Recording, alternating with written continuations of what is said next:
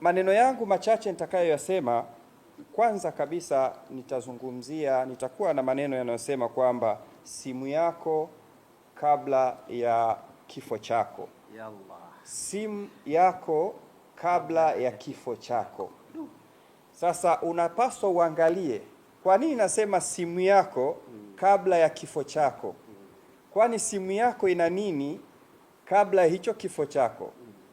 Mpenzi mtazamaji, dunia tulionayo sasa ni dunia tunasema ya kidigitali. Leo dunia imekuwa mkononi, manake kila kitu kiko katika mkono wako. Kwa hiyo simu yako ambayo leo ndio imekuwa kila kitu, simu yako leo inaweza ikawa ni sehemu ya ofisi yako. Manake leo kuna watu ambao simu zao ndio ofisi zao. Leo hata mimi juzi kulikuwa na mtu mmoja kutoka katika ardhi ya Kenya, katika jiji la Nairobi. Alikuwa anasafiri kuelekea sehemu moja inaitwa Kisii. Sasa aliweza kusikia ni mfuatiliaji mzuri sana wa jukwaa la Dr. Sheikh Yusuf Diwani.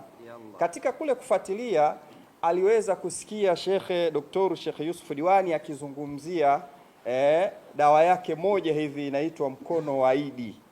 Sasa baada ya kusikia aliweza kutafuta mawasiliano, kwa sababu ni mtu ambaye pia ananifahamu.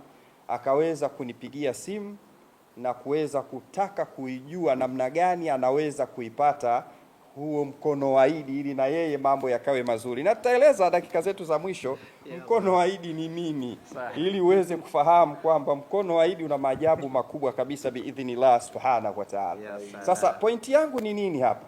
Yule bwana aliweza kujua atapataje mkono wa Idi, na akaweza kupigiwa picha na akapiga video call, tukaweza kuonana, nikamweza kumuunganisha na Sheikh Yusuf Diwani, hatimaye akaweza kupata mawasiliano naye na akaweza kutumiwa huo mkono wa Idi na ukamfikia kule alipo. Ina maana kwa kifupi tu kwamba hapa kilichofanyika ni simu yako kabla ya kifo chako. Sasa hii simu yako unaweza ukaitumia vizuri, maana yake itakupa manufaa.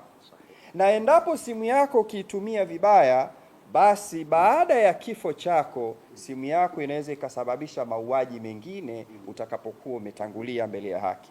Kivipi? Ndugu zangu, leo tuna simu hizi tunazitumia, kila moja ana simu yake na ubora wake na aina yake na kampuni ambayo ameipenda yeye mwenyewe na ukubwa wa simu yake. Leo inafikia wakati kuna watu atakapokuwa tu ametangazwa, taarifa imetoka, bwana fulani bini fulani inna lillahi wa inna ilaihi rajiun, maanake hatuko naye sasa. Sasa ile simu, siku zote unapokuwa mimi na wewe tumetangulia mbele ya haki, simu zetu huwa wanakabidhiwa wale ambao wengine wanakuwa ni warithi sasa, kwa sababu wewe haupo tena ndugu yangu, ushatangulia mbele ya haki, maanake simu yako anayo mrithi wako. Sasa inategemea yule ambaye atakayekuwa nayo hiyo simu yako. Inawezekana kuna wengine baada ya kuwa tumeshaondoka, simu zetu wanakabidhiwa wake zetu. Kuna wengine tunapokuwa tumetangulia mbele ya haki, simu zetu wanakabidhiwa baba zetu. Inawezekana wengine tumetangulia mbele ya haki, simu yako akakabidhiwa mama yako ama yoyote yule ambaye akawa anakuhusu katika hiyo simu yako. Sasa kwa nini nasema simu yako kabla ya kifo chako? Je, simu yako wewe ina nini? Ina vitu gani ambavyo umeviweka ndani yake ili utakapokufa isije ikawa tena ni majanga mengine yakapelekea umauti kwa watu wengine au fadhaha na taharuki kwa watu wengine? Leo kuna watu simu zao wanazitumia visivyo. Leo kuna watu simu zao ndio wamekuwa maadimini kwenye magrupu ya ngono. Inna lillahi wa inna ilaihi rajiun. Hebu fikiria sasa, wewe ndugu yangu ambaye unamiliki simu yako, alafu wewe ndiye admini kwenye grupu la ngono. Imetokea sasa umeshatangulia mbele ya haki, simu yako aidha amekabidhiwa mama yako mzazi, au simu yako amekabidhiwa baba yako mzazi, au simu yako amekabidhiwa mke wako au mwanao. Ndiye anakuta sasa simu yako kumbe wewe ndiye admini. Tena wanauliza, leo admini, mbona leo hujatuma picha nzuri, alafu fulani mbona ametuma video mbaya? Yani wanakuambia admini fulani hajatuma picha nzuri. Ina maana unatakiwa wewe sasa utoe mwongozo kama admini ili ziweze kutumwa picha chafu kwenye hiyo grupu mliloko nalo. Sasa ndiyo mzazi wako anaangalia au mke wako anaangalia, anajiuliza, kumbe mwanangu au mume wangu ndiye admini kwenye hili group. Simu yako kabla ya kifo chako, iangalie ina nini simu yako. Lakini leo simu zetu, kuna watu unakuta yeye kumbe mawasiliano yake, Allahu Akbar, inna lillahi. Kuna mtu unakuta simu yake yeye ndio kaijaza wanawake ambao si halali yake, hawafanyi biashara, si watu ambao ni watu wake, ambao labda wenyewe watu wa mjini wanasema kwamba ana michepuko yake. Sasa hiyo michepuko ni mingi sana, kiasi kwamba kuna ambaye labda tayari ashakuwa na ujauzito wake, kuna ambaye tayari katika kashamwahidi kwamba kuna pesa atamtumia baadaye. Alafu kila mmoja ana malalamiko yake. Ndio inafika wakati sasa wewe umetangulia mbele ya haki, simu yako amekabidhiwa mke wako. Sasa wale michepuko ndio wanaanza kudai matumizi. Balaa linatokea kwa huyu mwanamke, badala ya kulilia kifo cha mume wake, anaanza kulia tena kuhusu huu mchepuko ambao umepiga simu kwa wakati huu. Simu yako kabla ya kifo chako. Lakini si hilo tu, kuna wengine imefikia wakati zile simu zao wao ndio wana uhusiano na wale wanaita mashoga. Inna lillahi, yani wewe ndiyo ambaye una mashoga umewajaza kwenye simu yako. Subhanallah. Inna lillahi wa inna ilaihi raji'un. Yani wewe ndio unafanya machafu. Tena wewe inawezekana ndio umekuwa unawaconnect na wanaume ili wakafanye machafu wanaume kwa wanaume kupitia hiyo simu yako. Sasa inafikia wakati, ndugu yangu, umeshakufa, umetangulia mbele ya haki. Ile simu yako kakabidhiwa mama yako, au hiyo simu yako amekabidhiwa mke wako, ndiye anakuta sasa, mume wangu kumbe yeye ndiye aliyekuwa anafanya mapenzi ya jinsia moja na wanaume wenzake. Inna lillahi wa inna ilaihi. Anakuta mke wako au anakuta baba yako au anakuta mama yako kwamba ile simu yako ndio mashoga sasa wanapiga simu na kuanza kukuulizia uko wapi. Kumbe tayari umetangulia mbele ya haki, unaacha huku majonzi mengine, unaweza ukaacha msiba mwingine. Simu yako kabla ya kifo chako, je, itakuwa itakapokuwa imewachwa simu yako itakuwa na mazuri yapi? Lakini lingine katika kumalizia, simu yako kabla ya kifo chako inapaswa uichunge, uiangalie ina nini simu yako kabla umauti hauja kufika. Lingine, leo unakuta simu za watu, ikiwa ni mwanamke, dada yangu, mama yangu, saa nyingine umebahatika, Mwenyezi Mungu amekuruzuku uko kwenye ndoa, au hata kama bado hujajaliwa kuwa kwenye ndoa. Je, hiyo simu yako wakati utakapokuwa umetangulia mbele ya haki, hiyo simu yako yule atakayekabidhiwa haiwezi ikawa ni sababu ya kumpelekea yeye kutengeneza majonzi mengine, au hata ikapelekea umauti kwake? Kwa sababu leo fikiria, umetangulia mbele ya haki, simu yako anakabidhiwa mume wako, kwa sababu na huzuni, simu yako sasa mume wako anakabidhiwa, mke wangu ametangulia mbele ya haki, analia. Sasa hii simu anapoishukua, mara ghafla inapigwa, wanaopiga ni wanaume, tena si chini ya wanaume wengi wanapiga simu, wanaanza kulia, baby utakuja saa ngapi? Baby uko wapi sasa hivi? Huyu anayepiga sema baby nishakutumia hela, yani nauli nishatuma. Kila mmoja mbaya zaidi, kumbe dada yangu wewe ulikuwa unafanya kazi ya kujiuza. Yani wenyewe lugha wanaoitumia sasa hivi wanasema alikuwa anadanga. Inna lillahi. Maana sasa hivi mtihani Sheikh Yusufu, sasa hivi kuna mitihani mingi sana. Yani leo duniani lugha zinachipuka kama uyoga. Lugha ziko nyingi, wanazitumia alimradi hata kama jambo halifai, kulinogesha, kulitengeneza lionekane linafaa katika jamii, kumbe saa nyingine jambo lenyewe halifai. Kwa hiyo wataitana majina mengi ili kuonekana kwamba lile jambo labda ni halali, kumbe saa nyingine jambo lenyewe sio halali. Kwa hiyo yale majina yatakuwa yanaitwa, kumbe mume wako anashtuka, mke wangu alikuwa akifanya kazi ya kujiuza.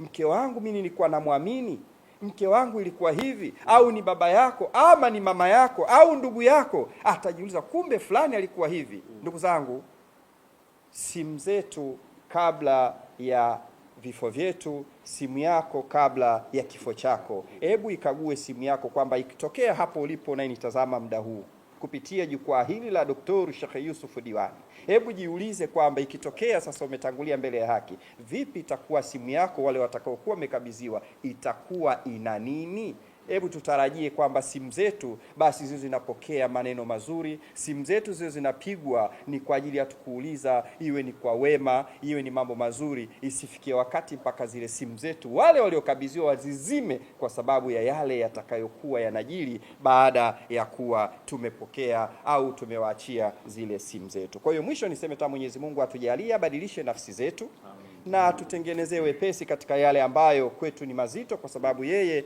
ndiye anaweza kubadilisha yaliyoko katika nafsi zetu. Lakini pia katika kumaliza kwa dakika zangu chache, wanasema wanachuoni, maana hapa niko na vigogo na mimi kama nilivyosema sistahili hata kushika gidamu ya viatu vyao. Ninapopewa fursa hii ya kusema huwa namwomba Mwenyezi Mungu anijalie kile nitakachokisema kitufae hapa duniani na kesho tunakoelekea. Lakini pia nikukumbushe, nilizungumza hapa katika nukta yangu moja katika kumalizia kuhusu kuna zawadi.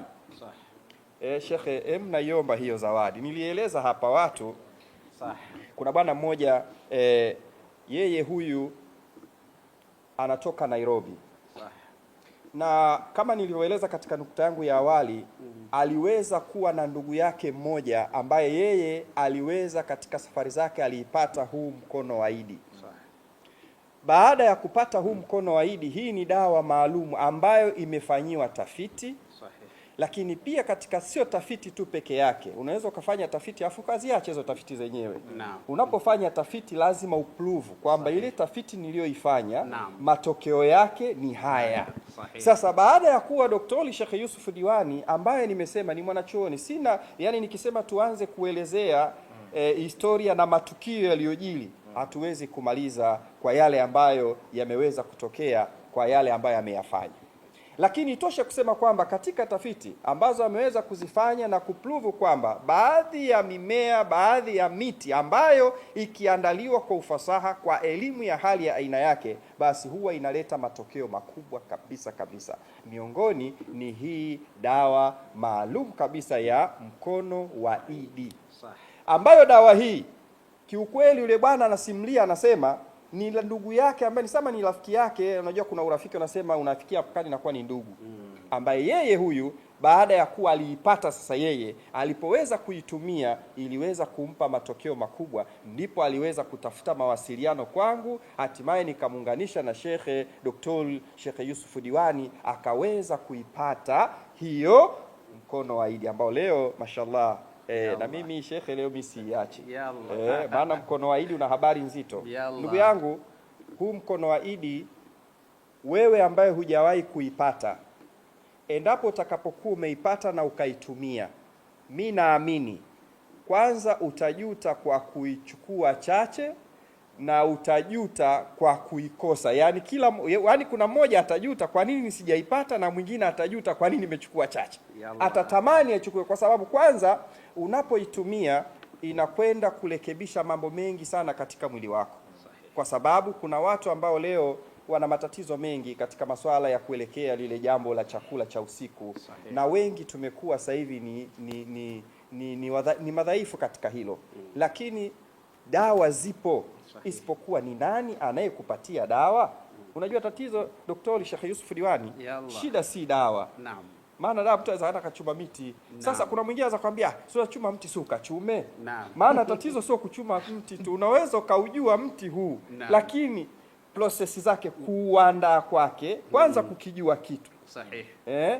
Ukisha kifahamu kitu unakiandaa pia kwa vipimo maalum na kwa taratibu maalum ili iweze kuwa dawa.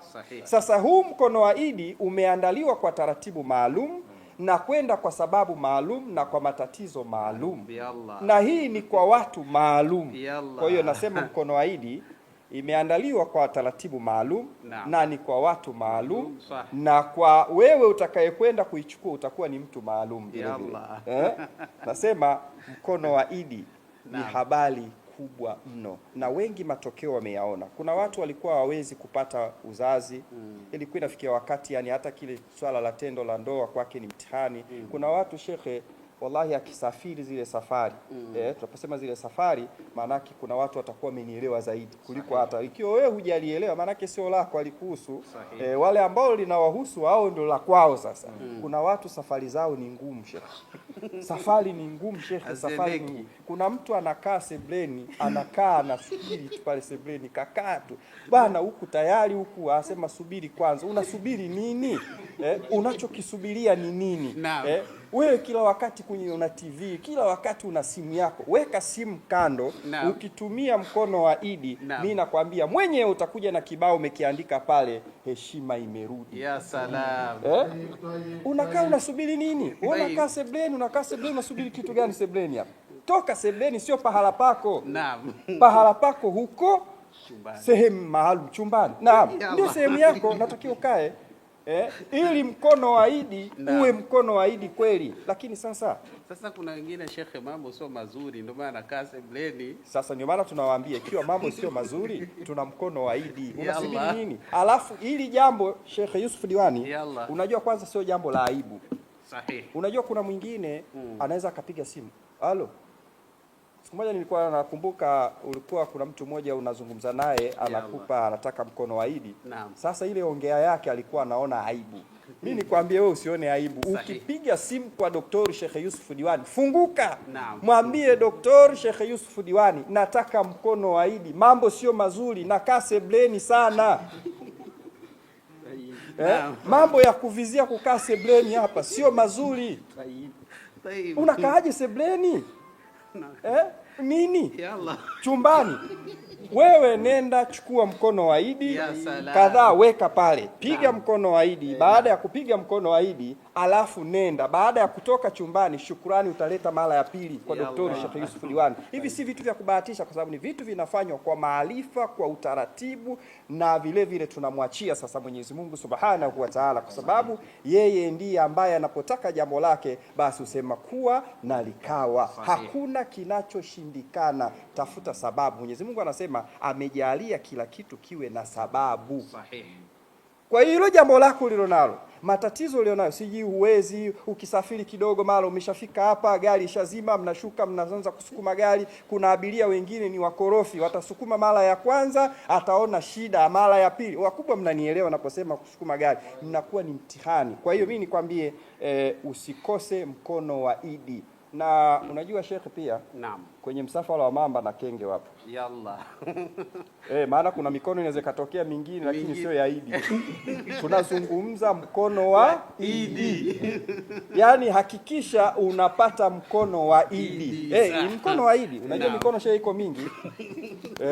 Huu sio mkono wa Joni wala huu ni mkono wa Idi. Yaani hii inaitwa mkono wa Idi. Ukimpigia Sheikh Dr. Sheikh Yusuf Diwani, mwambie Sheikh, yani mkono wa Idi. Alafu utakuja uprove mwenyewe kwamba hiki tunachokisema ni kweli, kwa sababu ni vitu vimefanywa kwa ufasaha, vitu vimefanywa kwa taratibu. Na tukienda tuamue kuchambua, kuna mti mmoja Shekhe ulikuwa ukiuelezea ambao miongoni mwa miti iliyochanganywa katika huu mkono wa Idi. Sasa kuna bwana mmoja, yeye tulikutana naye sehemu fulani hivi, ni msomi sana. Yule bwana alikuwa anachambua mti miongoni mwa miti. Mwenyezi Mungu akujalia wakati mwingine nadhani utakuja kuwaelezea mti mmoja mmoja. Anasema miongoni mwa mti uliowekwa ndani yake, yani product yake, anasema huu mti wenyewe una balaa zito. Kwanza unapoitumia, unajua kuna wengine Shekhe waoga wa dawa chungu. Unajua kuna mwingine kidume lakini ni muoga. Akisikia unasikia chungu au tamu. Sasa hii sio chungu wala sio tamu. Yaani ni dawa, sio chungu wala sio tamu, ila ni dawa. Simeleka vizuri. Yaani sio chungu wala sio tamu, ila ni dawa. Mkono wa Idi. Unaona? Kwa hiyo katika maandalizi yake na jinsi ambavyo imeweza kufanya ufanisi mkubwa katika utendaji kazi wake, mimi naamini watu wengi itawafaa biidhnillah. Na hata vile vile mama zetu, dada zetu, hii pia inawafaa sana, kwa sababu kuna wengine pia kina baba wanaweza wakawa tunawalaumu lakini kuna wengine pia mama zetu nao dada zetu na wenyewe kidogo wana mtihani, hahisi yani hahisi chochote, anaamua tu akaushe tu pale, na wewe mkono wa Idi unakufaa. Sasa mkibahatika mkapiga wote mkono wa Idi, yallah, umo ndani alhamdulillah, alhamdulillah.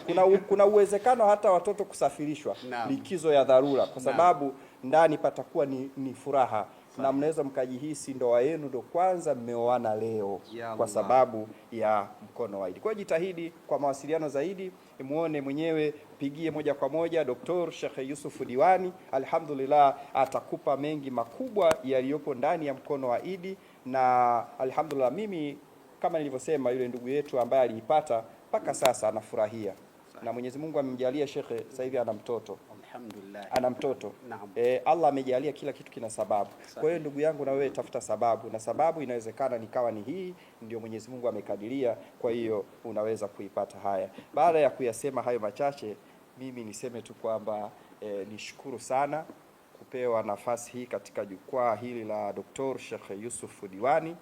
Alhamdulillah, Mwenyezi Mungu amweke na ampe afya na amjalie umri mrefu wenye manufaa. Kiukweli tunapata elimu kubwa sana, na hii elimu Sheikh Yusuf Diwani wenyewe tunajivunia. Mimi huwa siishi kupita na kuangalia kwamba nini leo kimesemwa. Unajua wanachuoni sasa wanaondoka, na wengi wanaobaki sasa hivi ndio ujinga unakithiri, na wajinga wengi ndio wanaaminiwa katika jamii sasa hivi inayotuzunguka.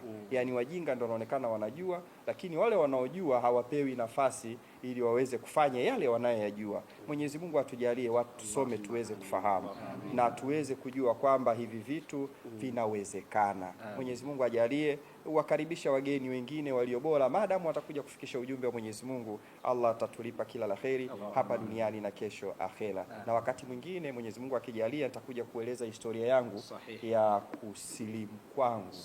Ilikuwaje nikasilimu, sababu ni kuna mtu mmoja aliuliza, labda wewe umesilimu kwa sababu ya, wengi unajua shekhe wanasema labda kasilimu kwa sababu ya mwanamke wa Kiislamu. Wengi wanadai hivyo. Hapana, mimi nilisilimu baada ya kuijua haki. Kuijua haki, nikaijua Uislamu ndio dini ya kweli, dini ya manabii wote. Nikafahamu kwamba Mwenyezi Mungu ni mmoja, hakuzaa, hakuzaliwa na hana anayefanana naye hata mmoja. Baada ya kulitambua hilo kwa ushahidi, si kwa kubahatisha. Maana shekhe, ukiona leo Mkuri amekuwa Muislamu pia ujue ni dalili ya kiyama. Leo ukiona Murayekio kugamba nari ndagotebiga Mkuri akasilimu kawa Muislamu na anahubiri hapa dini ya Mungu, basi ujue pia kiyama kimetukaribia. Mimi nimezaliwa mkoa wa Mara, wilaya ya Bunda. Sasa ukiona leo Mkuri akawa Muislamu, shekhe, mtihani. Ila zote ni katika neema na fadhila zake Mwenyezi Mungu Subhanahu wa Ta'ala. Kwa hiyo tutakuja kuzungumza mengi Mwenyezi Mungu akitujalia. Historia yetu, mimi zamani nilikuwa naitwa Michael Tito. Baada ya kusilimu naitwa Juma Tito. Kwa hiyo alhamdulillah, namshukuru Mwenyezi Mungu kunipa neema ya kuwa Muislamu. Na Uislamu raha shekhi.